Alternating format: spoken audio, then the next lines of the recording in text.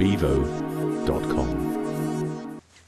It was interesting, Tim, because I know that at a very small, young company level, the entrepreneur has got to be head of strategy, head of marketing, head of paper jam. If the printer goes down, they're dealing with the paper jam.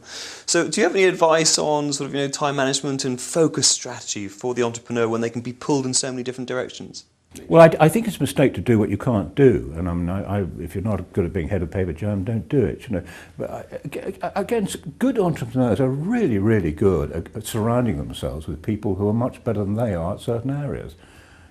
Again, Branson is an extraordinary example. He recruits very, very good people who are miles better than him in certain areas, and he holds their loyalty. Very small companies, it is like that in the early days. I mean, you do absolutely everything in the early days. But when the company starts to grow up, it's very important you do have around you people who are very, very good within a certain area.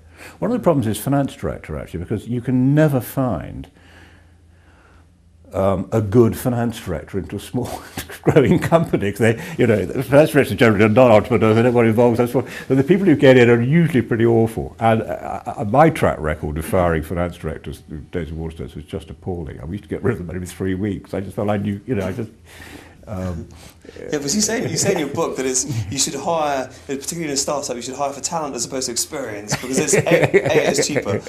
But that's the one area I think you point out it's very dangerous. Hiring somebody with great attitude but no experience in your finance department is going to cause you lots of problems. Well, that actually edges on to another point. Is I've never yet met an entrepreneur who isn't financially very, very astute. I mean, I don't think you can do it without really having a high degree of financial astuteness, self-taught or not, to have a real feel for how a company's financed and where you work it. bevo.com